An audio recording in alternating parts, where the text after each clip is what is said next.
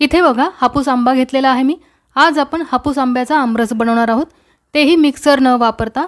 Mixer वापरला नाही तरी सुद्धा आमरस आहे ना आपला इतका मस्त घट्ट होणार आहे, एक संध होणार आहे, अगदी एकजीव होणार आहे।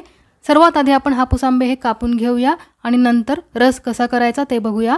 नमस्कार, मी अश्विनी आपल्या चॅनलमध्ये तुमचे मनापासून खूप खूप स्वागत करते।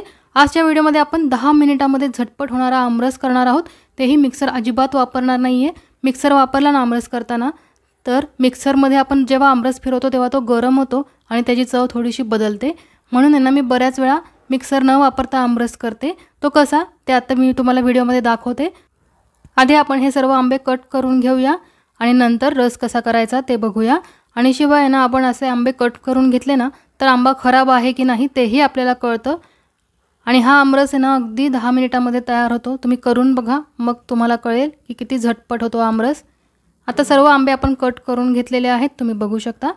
आता मी इथे एक बाउल घेतलेला आहे, त्याच्यावरती मी पुरण चाळतो ना आपण त्याची चाळणी घेतलेली आहे आणि त्यामध्ये आता आपण या आंब्याच्या फोडी अशा मॅश करणार आहोत। अगदी व्यवस्थितपणे या फोडी मॅश करायच्या, म्हणजे त्याचा सगळा गर आहे ना तो जाळीमधून खाली पडतो। आणि तुम्ही बघू शकता या सालीला आंब्याचा गर अजिबात राहिलेला नाहीये। संपूर्ण आंब्याचा गर आपण काढून घेतलेला आहे, तो जाळीतून खाली पडलेला आहे। आता अशाच पद्धतीने सर्व सालींचा मी गर काढून घेणार आहे आणि कोळीचा सुद्धा गर आपण या जाळीवरच काढायचा आहे। तो कसा ते आपण बघूया। आणि तुम्ही बघू शकता आंब्याचा गर हा खाली पडलेला आहे। 2च साली आपण चाळणीवरती फिरवल्या होत्या आणि किती आंब्याचा गर निघालेला आहे। अगदी लाजवाब आंबे आहेत हे, भरपूर गर निघाला आहे या आंब्याला। रत्नागिरी हापूस आंबा मी इथे वापरलेला आहे।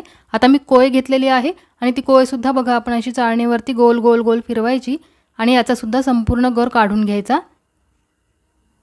आणि कोळीला सुद्धा अजिबात आंब्याचा गर राहत नाही, तुम्ही बघू शकता। कोळीचा सुद्धा संपूर्ण गर हा निघालेला आहे। कोय अगदी पांढरी झालेली आहे, तुम्ही बघू शकता। सर्व कोळींचा आणि सालींचा अशाच पद्धतीने गर काढून घ्यायचा आहे आपल्याला। आणि चाळणीमध्ये आपण मॅश केल्यामुळे हा गर आहे ना अगदी स्मूथ निघतो, याच्यामध्ये अजिबात गाठी राहत नाही, काही नाही। म्हणून आपल्याला हा मिक्सरमध्ये फिरवण्याची काहीही गरज नाहीये, अगदी एकजीव होऊन जातो आमरस। इतका मस्त आमरस होतो ना आणि खूप झटपट होतो। तुम्ही बघितले ना अगदी 10 मिनिटांमध्ये मी या 4ही आंब्यांच्या कोळी आणि साली मॅश करून घेतल्या आणि खाली आमरस तयार झालेला आहे। बघा अगदी मस्त असा आमरस तयार झालेला आहे आणि अजिबात गाठी झालेल्या नाहीयेत। अगदी स्मूथ असं हे आमरसचं टेक्स्चर झालेलं आहे, तुम्ही बघू शकता। बघा अगदी मस्त टेक्स्चर आलेलं आहे ना आमरसला आणि काही मेहनत नाही, काहीही नाही, अगदी सहज सोप्या पद्धतीने आपण आमरस केलेला आहे। आणि तुम्हाला बिना पाण्याचा आमरस खायचा असेल तर तो तसाच ठेवा, पण पाणी टाकायचं असेल तर या साली आणि कोळी आपण एकदा धुवून घ्यायच्या आणि ते पाणी आमरसमध्ये टाकायचं। आता मी कोळी आणि साली थोड्याशा पाण्याने धुवून घेणार आहे, जास्त नाही। 1 वाटीभर पाणी टाकलं, त्या कोळी आणि साली धुवून घेतल्या आणि ते पाणी मी याच्यामध्ये ॲड केलेलं आहे। आता या आमरसामध्ये आपण साखर टाकूया। 1 चमचाभर साखर टाकणार आहे मी, कारण आंबे खूप गोड आहेत त्याच्यामुळे साखर कमी टाकलेली आहे। आता विलायची पूडही मी टाकलेली आहे थोडीशी आणि जायफळाची पूडही आपण थोडीशी टाकूया। जायफळ मी असं किसणीवरती किसून टाकणार आहे, अगदी थोडीशी टाकायची, जास्त नाही टाकायची।